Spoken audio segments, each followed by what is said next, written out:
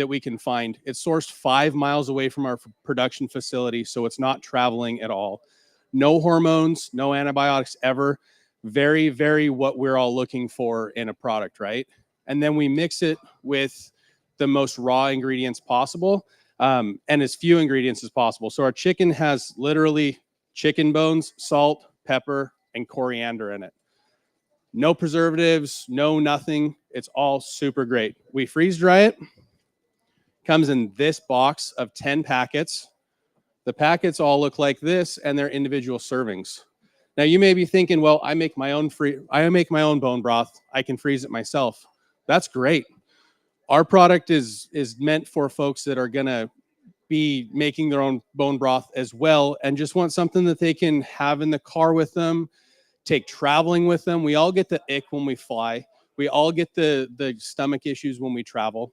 Bone broth is great for that. It's also chock full of collagen and all of the goodness, minerals, you name it, it's in there. And so we've got this nice individual packet product. You mix it with between 10 and 12 ounces of water, up to 16 ounces. And it is very flavorful. There's so much collagen in it. If you stick it in the fridge, it will actually congeal. So it's got all of the goodness preserved. We manufacture it in Montana, small family operation. We are just trying to do everything right while supporting SRF and the greater community and everything. And what we're doing this month is we're doing 30% of all sales are going to Grindstone to directly support what they're doing in Eastern Tennessee right now. And so, and then everything that we have left over, we're going to send with them to just provide and supply and help with some wellness and stuff for the people that are on the ground working. So 30% of our sales this month are going to Grindstone. And if you want to buy a box and donate it, that works too. If you have any questions, we're the third booth down. Myself or my lovely wife, Sarah, will be there. If by chance there's nobody there, we're cooking the VIP dinner tonight, which we have sponsored the event with. And so just, if you could give us a little grace, we're cooking as well as running the booth today. So anybody got any questions? Simmerwell, simmerwell.com. It's keto carnivore if you allow some spices in there. But yeah, super great. Bone broth, like. It's caveman. Keto. Gluten-free, yes. It's yes. Is it double pumpkin spice latte with the frappuccino? All those No, there's no pumpkin spice basic white woman stuff in here. All right, thanks, AJ.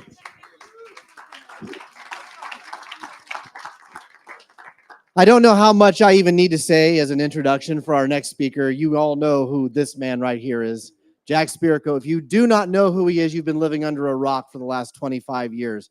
He is a major cornerstone in what I call the prepper and homesteading verse. So please give it up for Jack Spirko.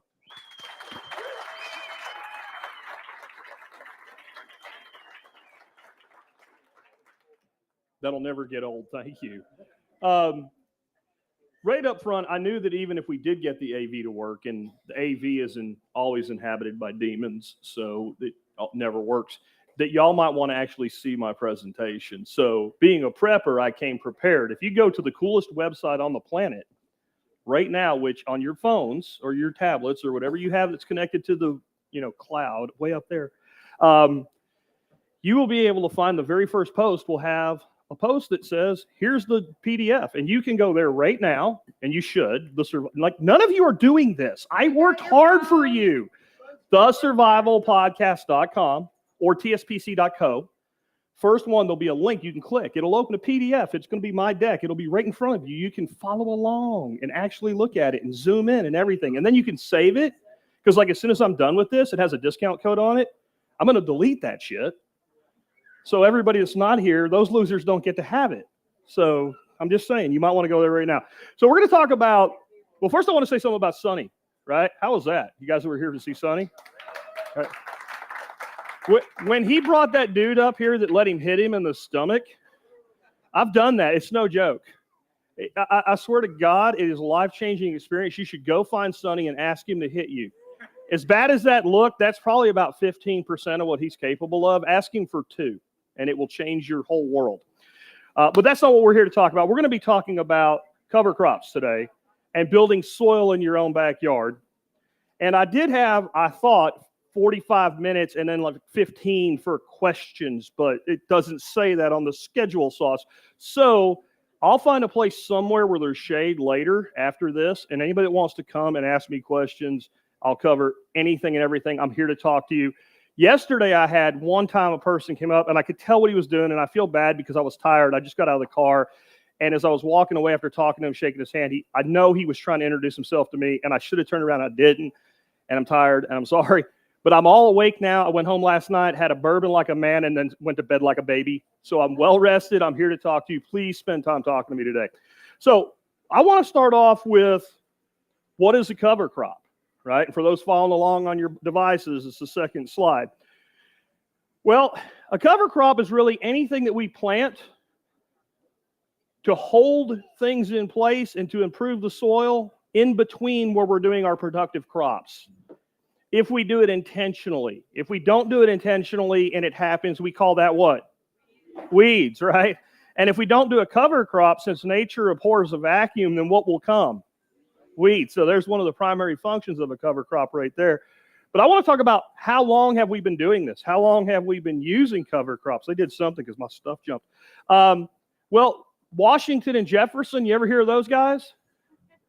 They lamented in letters to each other and letters to their contemporaries. It's very prominent in Thomas Jefferson's book, The Garden Book, which is a book that everybody should buy, that people didn't use it enough during the colonial days. So they were complaining that it wasn't being used enough all the way back then, and we think those guys did everything right, you know. There's records of this being used in China and India that goes back thousands of years.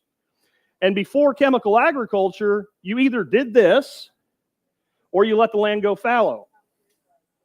And you let the land go fallow and rest, and you might have to rest it 4 to 7 years in the type of agriculture they did before we figured out to pour acid on rock and get chemicals off of them.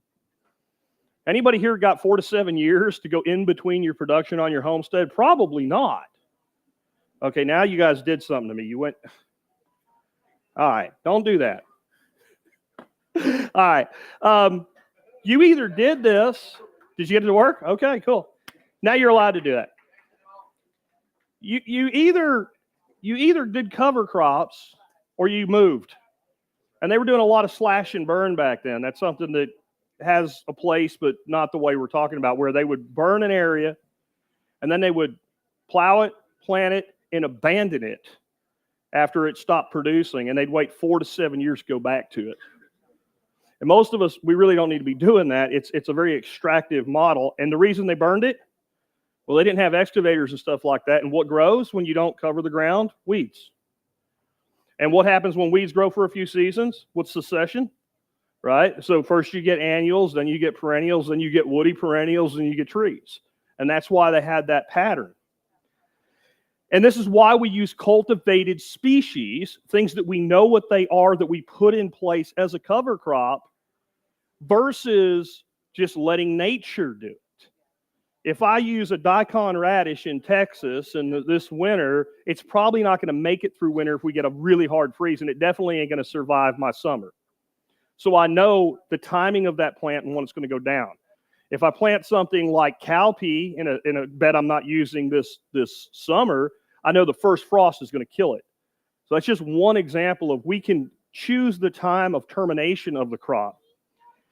I also wanted you to know what planting green is. It's exactly what it sounds like. It probably won't apply to many of you, but I want you to do your own research on this. And some of these things you're going to hear, it's really important to understand. Planting green would be like a farmer that goes out and puts down a cereal rye cover crop. And when it's time to terminate that rye, instead of terminate it, he'll plant his corn straight into it and then terminate the rye on top of it would be one way to do that. So that's all it is planting into the cover crop while the cover crop itself is green. And where does it work? I've had a couple of people ask me since I released my course. This is an abbreviated version of a 13-and-a-half-hour course. Well, will it work where I'm at? Do plants grow where you're at? I live in the Arctic Circle. Then it won't work. If plants don't grow where you're at, then I can't grow plants where you're at. If anybody's doing agriculture in your area, it'll work. You know, Gabe Brown's in South Dakota. That's about as cold as it ever is going to get where I will ever go. And so it will work anywhere that plants grow. What are the benefits? I'm going to go fast. I'm going to be a little fire hose drinking here. Number one, it increases soil organic matter. What I want you to understand, though, about that is we're visual as humans. So you plant this cover crop, it grows this tall, and you kill it. And you say, look at all that organic matter. Where does most of that above ground organic matter go? Okay? I mean, there's going to be some arthropods and stuff and some things that happen that bring it down to soil, worms and things like that. But you're mainly developing your organic matter with the roots that are left in the soil. That's why I don't like things like plowing, and we'll get to more of that in a minute. Increased biological activity. This is a phrase I've taken to heart over the last 5 years as I've matured in this discipline, and that is biology over chemistry. Notice I did not say chemistry goes away, right? There's no place for, no, there's places for chemistry. The sun is a nuclear fusion reactor, and that's how, like in stars, that's how higher level elements get made. If you lack certain elements in your soil, you can do all the cover cropping, all the composting, everything you want, but unless some of that element comes in, we ain't making any more elements. Carbon, everybody talks about carbon. You know how much carbon's on Earth? I don't know, but you know how much carbon will be on Earth next year? Exact same amount there is right now.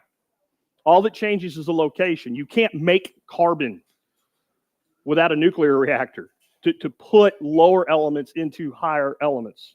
So there's a place for chemistry, biology first, because that's how nature does it, right? It also increases infiltration. I think most people are aware what infiltration is. We have water falling. We want the water to go in the ground, not across the ground, okay? But it also increases percolation.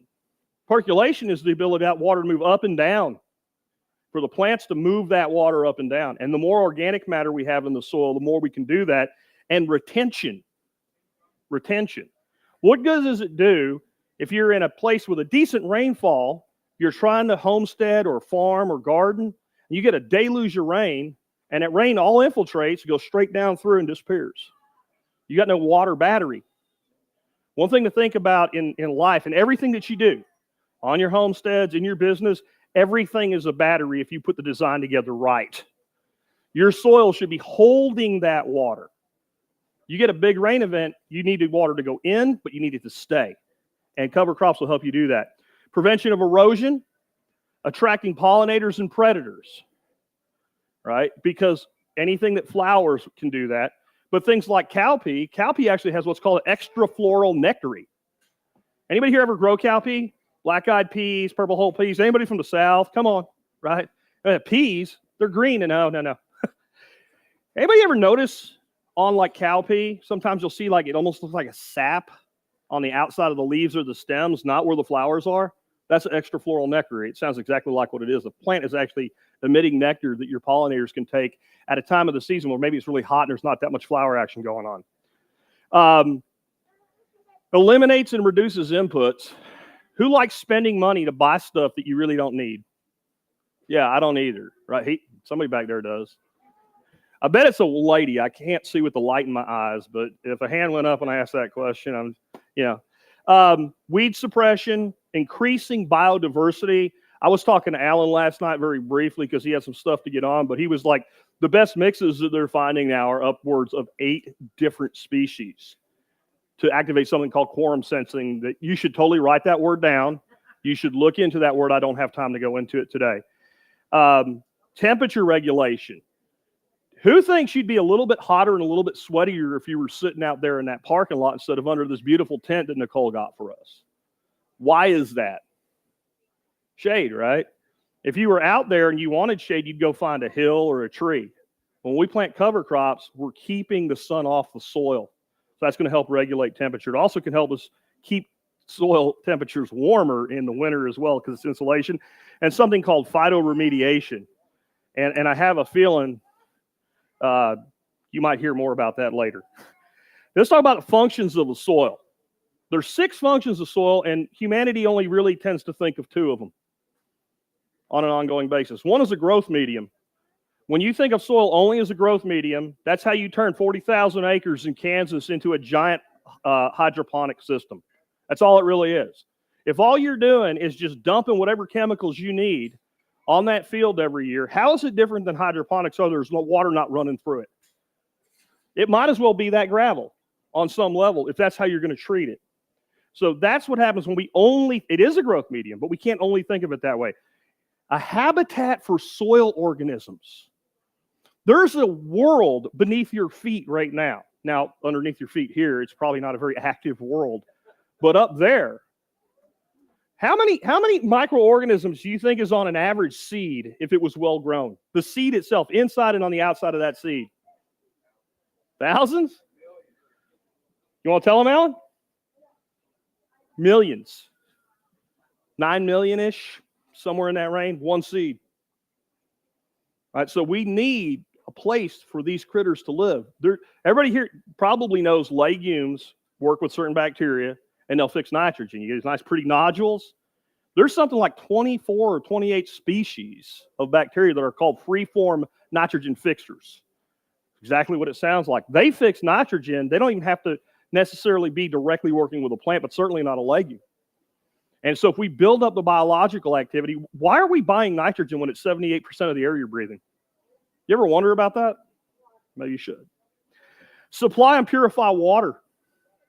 If you don't have healthy soil, you do not have a complete water cycle. You don't. It's impossible. It cannot work. An engineering medium, that's the other way we actually think of it, though. How do I make sure this house doesn't fall down? We might want to think about the houses of the critters that live in there a little bit more. To recycle nutrient and organic matter. Anybody here ever hear of the water cycle, right? The carbon cycle, the nitrogen cycle. Every stinking thing, every nutrient has a cycle. There's a molybdenum cycle. There's a zinc cycle. There's an iron cycle.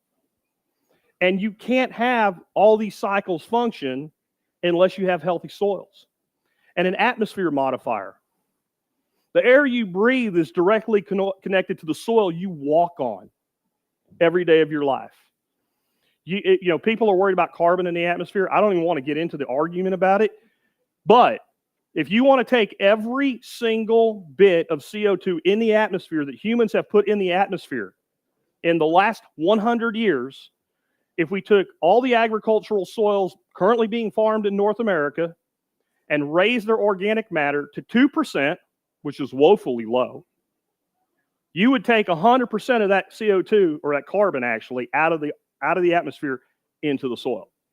So I don't want to hear about, you know, Green New Deals and shit like that until we're talking about putting organic matter in our soil where it belongs. You know what the number should be? What do you think, Alan? 4? Good agricultural soil. Yeah. Oh, yeah. I'm talking ag land. 4 to 8. We need 2 to do that. Next, I want you to know about the spheres of the soil. And I got this from Ray Occhioletta. I'd never heard of this before.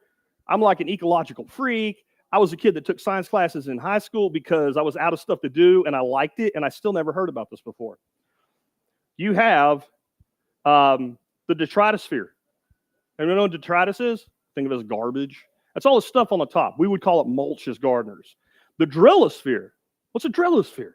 What drills in soil? Worms. Healthy soil has worms in it. If there ain't no worms, you're lacking something. You don't have to put them there either. They will show up anywhere. Who here's ever done aquaponics, right, and didn't put worms in it? And one day you pulled stuff back and there were worms in your grow beds? That's how they get there. The rhizosphere, that's the roots in your soil profile. The agratosphere, this is what's sorely lacking in most people's soils, including gardeners. When you look at your soil, especially the top of it, a few inches maybe, it should kind of look like cottage cheese. This is the biofilms and biogels of all this life that lives in there causes the soil particles to stick together. If you don't have that, even if you have good infiltration, you're not going to have good percolation and retention. That's telling you you've got healthy biological activity. And then you got the porosphere, which is the space in between the aggregates. That's your empty space. And I wonder, how many of you ever been told this before? What does ideal soil look like? What's it made of?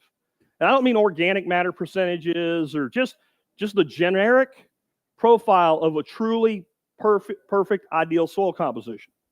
Anybody here ever that didn't take my class hear this? No one. Who here cares about soil? Yet you've never heard this? Seems pretty basic. It will be about 45% inorganic material. And again, that number could be lower if we have more organic material, but that just means your base soil, your clay, your silt, your rock. 5% organic matter. Like Alan said, we could take that up to 8 or higher in a garden. And then 25% water and 25% air. And that water is obviously, as water, like we get rain events, it's going to go higher, and we get evaporation, it's going to go lower. But basically that means about half your soil should have space. And there's a reason. Next slide, if you're doing it on your own device. These are from hydro systems. These are from my hydroponic systems. The ones that are on the right, as you look at the screen, are ones that like I got lazy with and didn't really take care of the way I was supposed to.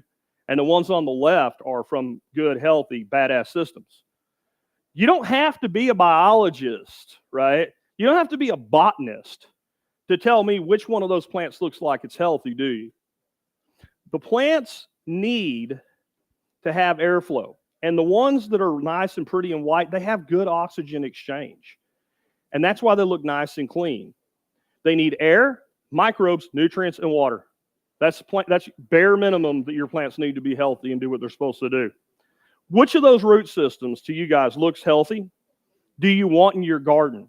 I know that's a hydro system, but if we pull your plant up out of the ground carefully and examine the roots, it's going to look an awful lot like that. The root types change. Anybody that's done both sides knows that you get a different root form to a degree with hydro, but you're going to get that basic root structure there. What looks like it'd be better able to fight disease?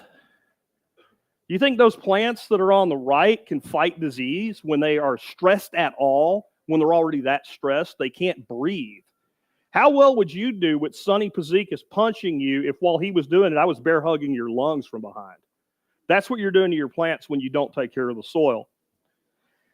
And which one do you think can better access nutrient? How well can that plant actually gain access to nutrient if it's got sick roots? And the answer is it can't. It has to have a healthy biological relationship. But another thing and now this is encouraging that we're thinking this way on a mass scale. But what they've started to do is they're literally paying farmers to put in riparian strips, right? We'll put this strip in along all the waterways at the edge of the field. We'll present all this runoff from going into the stream. It can't work if that's all you do. It can't do it because every inch that falls on 1 acre of ground is roughly 27,000 gallons of water. How are you going to take a 400 or a 4,000 acre field, give a little strip, 50 yards wide along a creek, and have it infiltrate or hold that water? What happens is exactly what you see in that image. Not only is the water running across, if you look closely, the guys that have it on your device, that water's pouring out the sides. Because, and this is actually from a place, it's either Missouri or Indiana that I got this picture. And this is during just a big spring rain event. This is not a heroic event. It's just where there's like thousands and thousands and tens of thousands of ag land in one very narrow strip. In my course, I actually have a picture of what the river looks like from above it. And it's 2 tributaries coming together. And the one on the side where all the farms are is just mud. And the other side is clear. You can see them mixing together where they come into a confluence. So the solution to all this, according to Big Ag, is the till. And many gardeners like to get out the rototiller. And I want to tell you what happens when you till. And I'm not saying there's never a place for tilling. I'm not going to get into it. There is places for limited tilling. There's certain crops, if you want to grow them at production levels, let's say carrot, you probably will have to till, and you have to be managing where and when you till to do that. But when we till, the first thing we do is we create a disturbance. And when you create a disturbance in nature, nature goes, something's wrong. I need to fix it. So you have loose soils that are very fragile now. It looks pretty, but one little breeze and you get a giant dust storm. I'll show you one in a second. It looks like it's from the Great Depression. It's from last year. So nature sends in the army to fix it. What holds loose soil in place really fast? Hairnet type weeds, shallow, quick growing annual weeds, grasses. So as soon as you till, you're ringing the bell for this type of weed to come in. The next thing we do, worry about carbon again? Okay. You'd think that most of the carbon will be released in the atmosphere by all our evil machines in the summertime. Kids are out of school, everybody's flying back and forth on jets, yeah? Everybody gets in the car, everybody cranks up the air conditioner, but it doesn't work out that way. The two pictures you're looking at now, the one on the left, all that red, that's showing the darker the red, the higher the concentration of CO2 in the atmosphere. That is on 4/5, that's April. What happens in April across the entire Midwestern United States? Plow. The picture that you're looking at, 6/15, that's June, kids are out of school, all that stuff's going on. Where's the carbon? Plant growth. It's taking it back in. Every time we plow, we're putting more CO2 in the atmosphere than the 747 is. Well, so we plowed it, we released all the carbon, the weeds came in and did as much as we could, spray herbicide on the weeds, plant the GMO crop. Now the soil is all loose. The wind comes. Now what happens? Look at the picture on the left. Doesn't that look like something in your textbook when you were in school and you learned about the Great Depression and the Dust Bowl? We're doing this every year because we plant all this corn, but there's nothing in between the rows. So that comes next. Now, this is like not actually hard to understand how wrong we're doing this. The next thing that happens after we've done that and we've plowed, we kick on our strategist bacteria. Now, compared to us, all bacteria are strategist, but all our strategist means is reproductive strategy is the way to think about it. K-strategist is a human. We have one baby, and it takes a while to get that baby functional. A bacteria doubles and doubles and doubles and doubles and doubles. But an R strategist, I believe, goes about 7 times faster than your average bacteria. It's something in that range. And so there's this explosion when we plow because whatever organic matter was there, we introduce that oxygen, that bacteria goes ape shit. It just eats it as fast as it can. That's why it works, because you're growing on the dead bodies of the bacteria that ate all the organic matter and then died when they ran out of food. But the picture on the right of the road and then the other side's like clay, that's a highway being put in. You know what they did to the part that ain't been paved yet? They ran a disc plow on it, and they compacted it, and the engineers came out and tested it, and they did it again, and they did it again, and they did it again until the engineer said, lay down the road base. Why would you do that if you're an engineer putting in a road? Compact the soil, but what do you want organic matter in soil if you're going to put a road on top of it? Right? You want the organic matter burned up. You want it gone because if it decomposes later, then the road settles. So the tool the farmer thinks he's using to create life, the highway engineer is using to cause death in the soil for what they're doing. Then it's just like a bad story. What happens after that? The soil that we've loosened up compacts. So now nature says, well, it needs to be decompacted. What decompacts soil? Anybody here knows anything about cover crops? What plant, if you wanted to break soil up, what kind of plant would you put in? Daikon radish. Why? It's got a taproot. So what kind of weed do you think is going to show up? Taproot weeds, like clockwork. That picture on the left, that's a cornfield in Texas. You know what's in the middle of that corn? Spiny amaranth. You know who needed to tell me that? No one. Not because I know what it looks like, because that's what always happens. Every single time. It'll be docks, spiny amaranth, lamb's quarters, anything with a big taproot. Wild lettuces.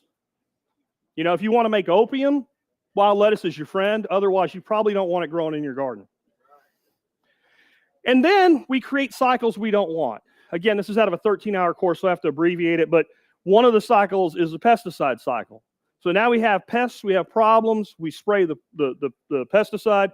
Some of it actually does get broken down by UV light, but some of it actually goes up in the atmosphere. Then it rains down into the water that we drink our fish out of. It goes into our soils. It persists in our soils.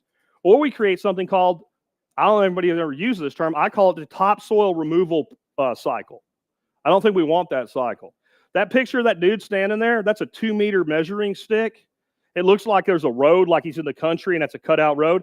That's a field that's been plowed, and he's standing on native soil that's never been plowed. That is a piece of ground that's been farmed for 100 years. 6 foot of topsoil gone in 100 years. I know some people say, like, we only have 40 harvests left or whatever. I don't know what that number is, but I do know that this cannot continue. And if we will take the approach I'm about to show you, we can break these cycles. Again, I can't go into all the different benefits, but 2 of these 3 pictures are from my backyard. The one on the left, that's a tomato hornworm. Anybody know those buggers? Right? Okay, yeah, they suck, right? Yeah, what chance does that one have? How screwed is he? Anybody know what that is on him? Looks like rice on his back. Trigger gamma wasp. Now, how can that wasp do that job if I'm spraying pesticides? The one on the far right, those are my spiders. I don't know what kind of jumper spider those are, but I have like millions of those. I have no problem with worms. I actually put this in a presentation before that picture, and somebody said, but what do you do about cabbage worms? I'm like, she's going to take care of the cabbage worm. She had a little funnel web nest down in the bottom. That's a broccoli plant. And I just took her picture and put her right back there. I came back the next day. There was one worm. I'm sure he didn't make it much longer. They're not actually very quick. And then the one in the middle I liberated from the internet. That's an assassin bug. But I mean, one of the biggest banes people have are caterpillars and worms in their garden. You don't need to worry about them if you'll give them the habitat, right? It's like the baseball movie. If you build it, they will come. So I have the final slide in this deck, all the plant species that I go through in my course that I work with personally and that I recommend. And so I'm only going to cover 4 today because that's all I can. I'm going to cover them in combination, one for a fall-winter mix and one for a spring-summer. But I use way more than this, and I use way more than this on any individual application. But I wanted to give you these because if you made me, so you said, Jack, you get 2 species, that's it, and you don't get to know nothing about the place you're putting them for fall and winter, then I would do cereal rye and I would do winter pea. That would be every time I would come down on that. Something you need to know. When I say winter cereal rye or cereal rye, I do not mean winter rye grass. Winter ryegrass is actually a really great cover crop in the right place at the right time, the right way when you know you're doing it. But if you think you're planting cereal rye and you go to Tractor Supply or Atwoods or something and you have that big bag out there, 50 pounds for like $30, and you buy that and throw that in your garden, and you live like in New Jersey, you just made a lawn. It's going to be very hard to get rid of it, even though it's annual. So just so you understand, I'm talking about cereal rye, the stuff you make whiskey out of. Reasons for these 2. The root systems are massive. They're huge. And what did I say about where's your organic matter happening? Below the soil. And there's a lot of reasons for that. It's not just the roots we leave behind. It's all the carbon they're pumping out of the atmosphere, all the interactions they're having through their whole life cycle. Rye is highly cold tolerant. It's the most cold tolerant grain that we have that I know of. I've heard people tell me triticale is more cold tolerant. That's not been my experience, but it survives temperatures down to 35 below zero. Does anybody live where it gets colder than 35 below zero? Oh, not anymore. Okay, then it'll work. He used to. He ain't kidding. And actually, I've seen it survive if it's got a snow blanket on it and it's planted with other things, come back from even colder than that. It can be mowed and regrown in winters, especially where you have like a long winter cycle like I do, where it's temperate. It freezes and then thaws and freezes and thaws. You can actually cut it, and when you cut a plant, it will self-prune some of its root system off. And as it regrows, it will regrow and pulse those roots. Same way Jeff Lawton teaches you how to build a food forest, doing that with legume trees. It is mildly allelopathic. People get really nervous about this. For most of you gardeners, you don't have anything to worry about, especially small seeded plants and grains. It's like pre-emergent allelopathic, meaning that if you put a plant in, it doesn't care. It won't care. And if it's a large thing like corn, you hear this all the time when you start doing this research. You can't do it with corn because the corn won't grow, because there's farmers all over doing this, planting straight into rye. But just know, like, if you're going to be doing carrot or something like that, you're going to need some time. I wouldn't even use it in a bed that you plan to do something like that. Pea gives root depth diversity. You're going to have much deeper roots out of your rye than your pea. It also fixes nitrogen, but beyond just the fixation of nitrogen, the top growth of winter pea is very high in nitrogen, and your grass, your rye is almost all carbon. What happens when we put nitrogen and carbon together and kind of mix them up when we terminate them and it gets wet? Compost. There we go. Educated crowd, right? And if you don't have some nitrogen to go along with a carbon cover like rye, especially if your soil's not healthy yet, you can end up with that rye sticking around a long time.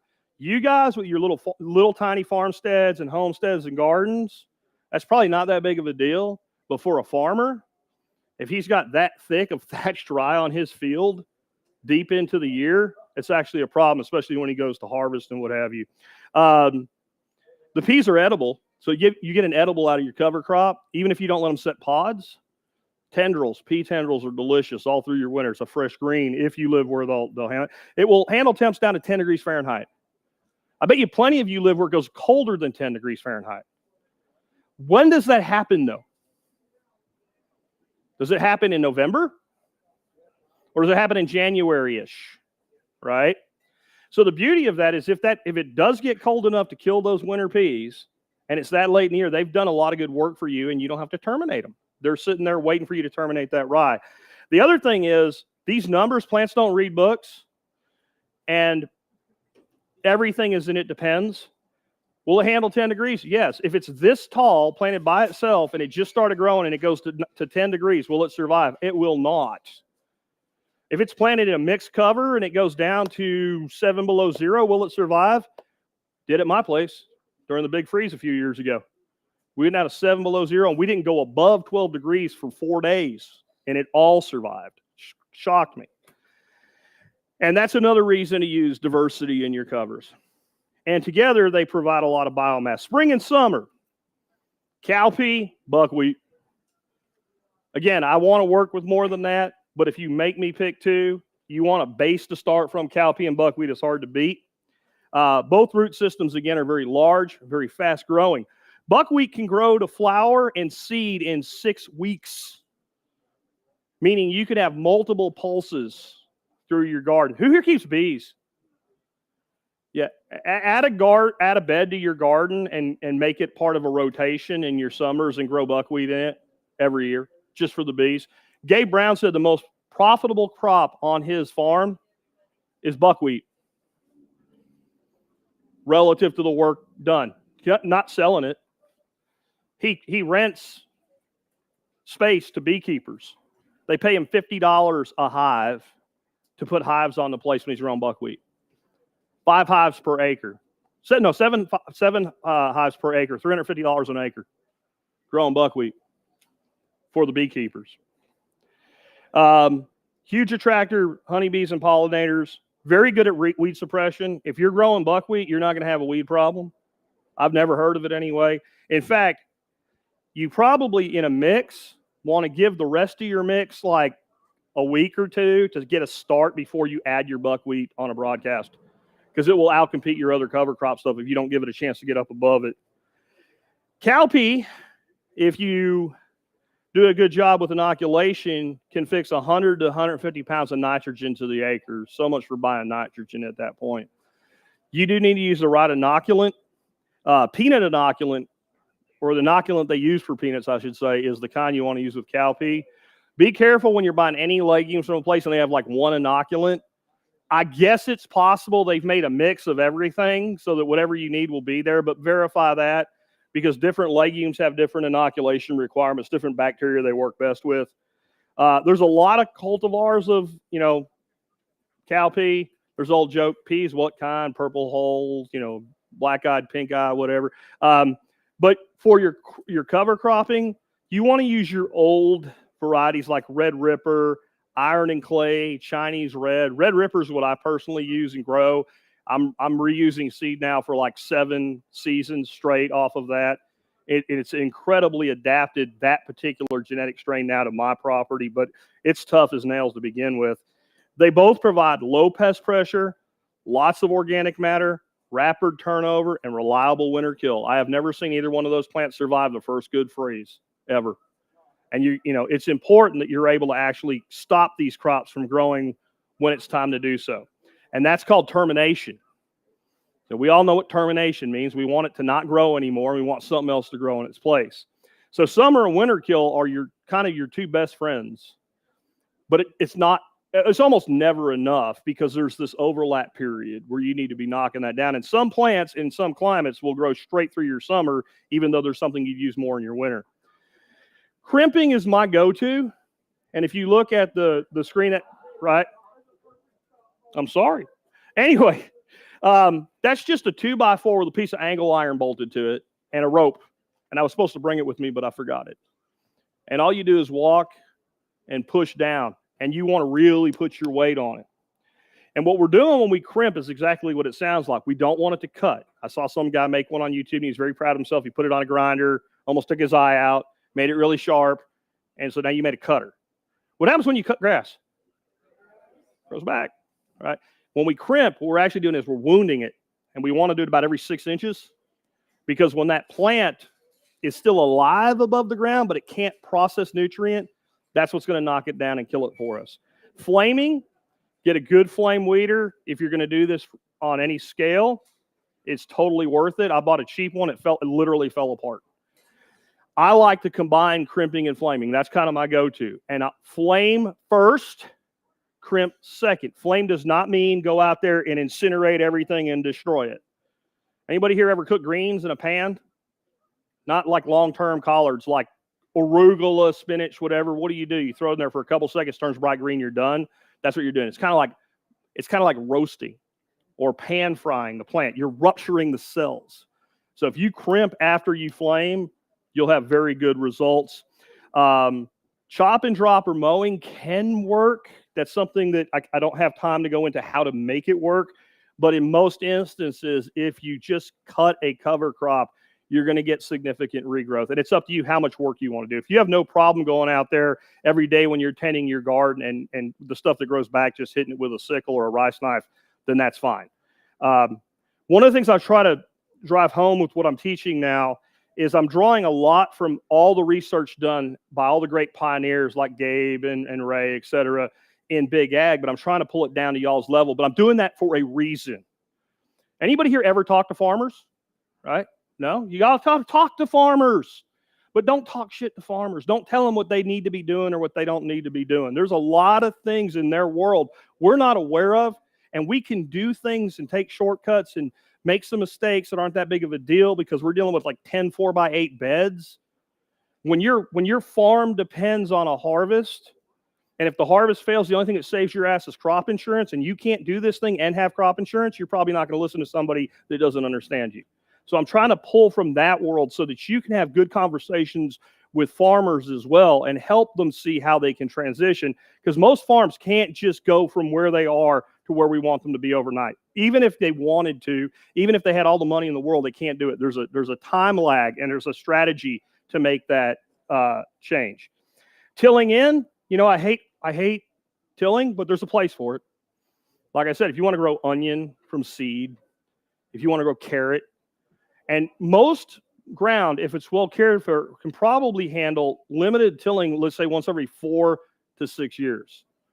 So if you have crops like that, you dedicate a bed to them, and you can till that, and then the next year do this bed, and the next year do that bed, and the next year do this bed, so that there's 4 to 6 years in between it. And that's what you do for your crops that you kind of need that for. Herbicide. Jack Spirko can't possibly be okay with herbicide. For you guys, no, I'm not. You guys don't get to use herbicide. Unless anybody here got like a farm that's a couple thousand acres? No? Okay. Then y'all don't get to. But there's a lot of farmers who are already using herbicides, and it can be part of a transition program for them to get them. Gabe and Ray say meet the farmer where he's at, and I think that's very important. Grazing, if you can do that, awesome. Tarping, minimum 2 to 3 weeks if you're going to use tarping to kill your cover crop. And that could be very broad scale. If you look at there, like that's a market garden scale right there, that tarp. That's huge. That's a golf cart sitting in the back if you can't see it. And then combinations. Again, my favorite combination, flame, crimp. And if I have something I'm a little iffy on, I'll throw a tarp on it for a week. If you flame and crimp, then a week is more than enough. Simple set of rules to follow. Now, I'm all with Alan. I really think getting up into that range of 6, 8 or more species is great. But also, again, though, you can get away with a lot of things in a garden that a farmer can't. And a base of 4 is pretty damn good. And I would say at least one grass, at least one brassica, a turnip or a radish or something like that, and at least one nitrogen fixer. And then at least out of those 3, pick 2. Pick one to do 2 with. So you could have something like daikon and turnip or something like barley and wheat, just to have more diversity, and then go from there. You're not going to, in most of the country, do a lot with brassicas in your summer if you're going to be summer cover cropping. But most gardeners aren't going to do much with summer cover cropping anyway, right? That's our productive season, right? But just modify that to meet your needs. And then include flowers, especially in your spring and summer. And I have a list at the end of this deck. That's why you should save it. That's my Sweet 16 of flowers to interplant. Because when you can't cover crop, do it anyway. Interplant. I've got as many flowers in my gardens as I do vegetables. And how many bumblebees do you think I have? For my neighborhood, I got all of them. They live at my house now. They're like, this is the place to be. You want varying root depths. If you look at that picture, you see all those plants have different root types and root depths. Go for that diversity. When in doubt, add something. It's very cheap. If you take my course, which is also very cheap, I'll tell you more about that later. But if you take my course, you'll hear about all these different varieties and root types. But, oh man, if you have any concerns, just test a small area. Don't worry about this. But when you start doing the math on the conversion to how much seed you need to be using, most people that do cover crops in their garden are using way more than they need to. It's measured in ounces and fractions of ounces. And it's a very simple formula that I won't get into here, but it's basically you just do some division and some multiplication, and that'll tell you how much you need. And you'll be shocked, like you need a couple tablespoons of seed. So a farmer might be at risk when he's putting out 2,000 acres of seed. You can just add some more diversity, and I promise you it's going to be okay. But figuring out what to plant. You might be, why didn't Jack just give us a dadgone seed mix? Who here lives north of here? Okay. Who here lives south of here? Okay. Who has what they would consider a high rainfall environment? 30, 40 inches or more. Who has a low rainfall environment? Who has cold winters? Who has warm winters? See, I don't know what your mix is. What I have to do is empower you to figure it out for yourself. And we're going to start out doing that by doing something else that I just don't think we do enough of in homesteading, permaculture, ag. Just define what is a technique, what is a tactic, and what is a strategy. A technique is how you perform a task, right? A tactic is a short-term action for an immediate goal with strategy in mind, meaning that I might do this technique at this particular time in this particular way, a little bit different than farmer Bill up the road does it, because I'm going tactically different. But the strategy is the last place people go, and it's the first place you should go. It's your long-term plan and your overarching objective. It should sound a little bit like a bullshit speech to an angel investor, for a Web 2.0 company or something like that. But it shouldn't be BS. And so a technique would be something like broadcasting or drilling seed. And this is what messes us up, not just here, but everywhere. People go on YouTube. Paul Wheaton made a hugel mound. It worked. I'm going to make a hugel mound. And they make a hugel mound in the middle of a field, and everything dies because there was no strategy. There was no tactical implementation. A tactic would be like planting immediately after harvest to protect the ground. So as soon as that crop is gone, as soon as it's time to cut those pepper plants off and leave the roots in the ground, because don't pull them out. Organic matter, feed the soil, right? As soon as that is gone, I want to plant that cover crop. That's a tactical decision. A strategy would be like annually using diverse covers to increase soil health, water retention, biodiversity to combine for long-term garden sustainability and productivity. See, I said it should sound a little bit like a BS speech to an investor, right? But that's actually mine. That's my strategy for my gardens on my property defined. That's what leads to these decisions. And as we make these decisions, the best way to do it is interview yourself. If you did hire me as a consultant, don't ask, I'm too expensive and I don't like to do it. But the way I would handle you as a client after I came and looked at your place or did it virtually is I would ask you a series of questions. I would interview you. And I would assume you're lying about things like how much time are you going to do every week? And when you told me 10, I would say 5, right? I'd say, what's your budget? And you said 1,000, I'd say 500. Right, so you have to be honest with yourself here. But when it comes to cover crops, here's the questions you ask yourself. What do you want to gain from your cover? What do you want to gain? I want my garden to grow better. But what do you want to gain? Based on the timing you're doing. Do you want to attract pollinators?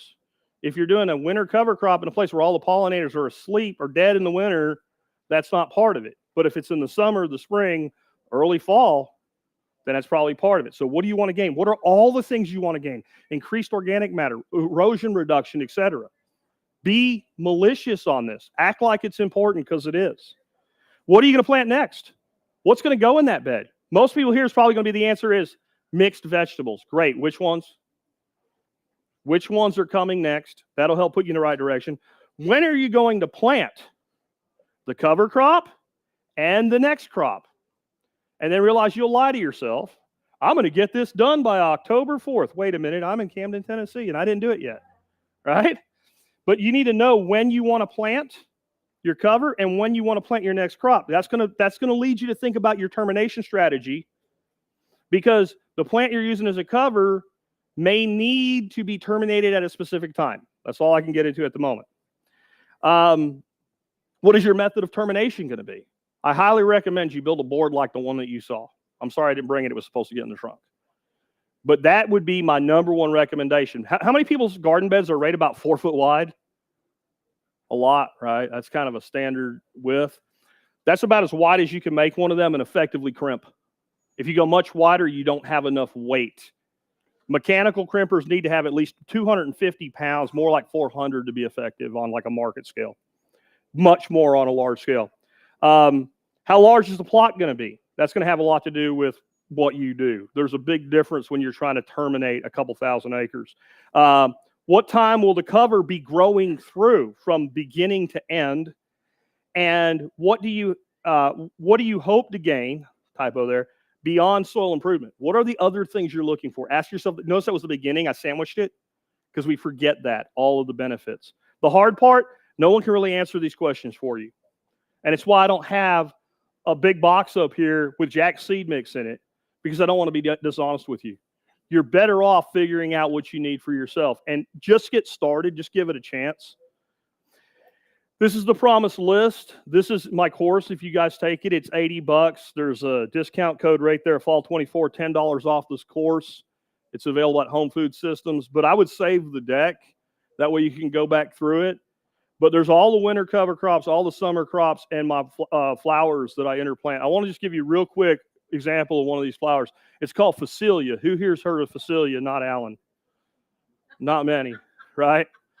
This is like one of the just recently discovered gems.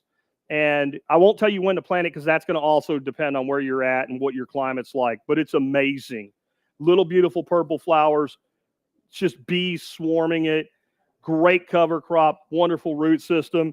But a lot of stuff in there, you probably notice you'll find them at Home Depot or Lowe's, right? Just don't buy them there. Marigolds, chamomile, alyssum, nasturtium. I'll give you one more, and then I'll wrap up because I can see he's over there like, damn it, get done. Alyssum. Who's familiar with alyssum? Sweet alyssum, right? Little tiny flowers. You know that it's actually a brassia? I didn't know that. Do you know what likes alyssum? Chickens. I bought my ass 8 big Jersey Giant chickens this year because I figured they were big and fat and wouldn't get up in the garden. That was wrong. And I've had chickens all the time, and I never had a problem with the alyssum. And I've never had pests destroy my alyssum. Go out, all my alyssum's just torn up. Chickens love alyssum. Chickens love alyssum. So it can be useful if you're going to use chickens to terminate your cover crop. So that would be a little takeaway there. Great plant. Again, there's the list. That's a great place to get started. I don't think I have time for questions. I got 2. 2 questions. If you have a question and you want it to be heard, come up to the mic right here. I can't walk in front with this. It'll give feedback. Come on, I'm not Sonny. I'm not going to punch anybody. Come on down.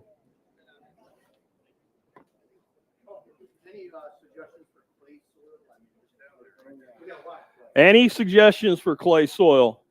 So here's the thing. If you're using a good fertility program and you're using cover crops and you do that for a couple of years, you won't ask anymore. It will literally fix everything. But initially, you really do want deep penetrating plants. So, I mean, I'm going straight to like a daikon radish, right? That's something that I'm definitely going to go to right away. And other deep tap-rooted things, believe it or not, one of the really great plants as a cover is sorghum. Sorghum. A lot of people use Sudex, but there's certain issues with Sudex with if livestock eat it at the wrong time. Like, you really have to know what you're doing to be messing with Sudex, in my opinion. So I went to sorghum, and it has a really deep root. And I think what a lot of people don't know about sorghum is it's actually a short-lived perennial. It just dies here because it freezes, but in its native habitat, it will live multiple seasons. I've got multiple crops of sorghum by letting grain form, harvesting it for the birds, and then cutting it to the ground and letting it grow back. And I have a very long, 210-day growing season or something like that, so I can pull that off. But I would look like in the summer, plants, deep-rooted plants like that can handle that. And buckwheat won't break it up, but it will grow in clay that many other plants you just can't. So you have something to get started type of thing. And if you use buckwheat to nurse cowpea, and cowpea does have deep roots, those are some places I would go. But what you need is really great compost. And instead of just keep heaping compost up on there, you need to be making compost extracts and doing drenches of the ground and the plants through the season to build up the biological activity, because all those spheres, they'll form perfectly in clay. They just can't without biology in there, and the biology can't come until you got oxygen. Go ahead. So we have some erosion areas in our yard where even the leaves won't grow, and you basically have bare roots, like tree roots. And we were thinking about using cover crops to try to help build the soil there. What can grow in that kind of an environment? You said it's tree roots. Yeah. Is it under the shade of the tree? Yeah. Okay. So the tree doesn't want anything to grow there. Like, everybody wants to mulch. Anybody, like, this is a horrible thing that's done in Dallas-Fort Worth, where these people, they plant trees and they make volcanoes of mulch around them. Has anybody seen that? Like, the mulch is like piled this high up the tree and it's laying against the bark. You know what happens when you do that to a tree? The bark rots, right? The bark rots and the cambium rots and the tree dies. And I don't understand, I mulched it. Yeah, that's why you killed it. So one problem you have, I'm not saying there's nothing you can do about it, but that tree doesn't really want that ground covered. That tree wants those roots to breathe.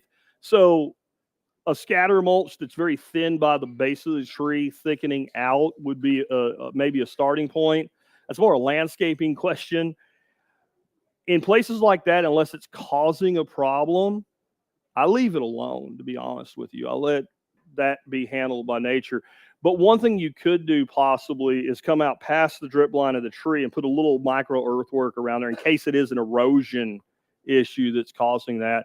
And also, like, are there any, like, I don't know where she went, but are any animals contributing to the problem? No animals contributing to the problem. How big is this space? Half acre, quarter acre. I mean, if it's fully shaded all the time by the tree, it just may not be in the cards. You might want to look at some kind of more of a landscaping ground cover, something like mondo grass or something like that, and plant into it and let that spread over time. Something that grows in shade is what you need. That's your problem. If you're trying to throw down, everything I told you is going to like sun, right? So you're going to want to get stuff in there that likes the shade. English ivy, growing up your tree and sprawling out on the ground, plants like that. I'm not really a landscaper guy, but that's kind of where I'd go with that. Anybody? That's it. Two. If anybody wants to find me later, ask me questions. I'm here. He's here all day, folks. Give it up for Jack Spirko.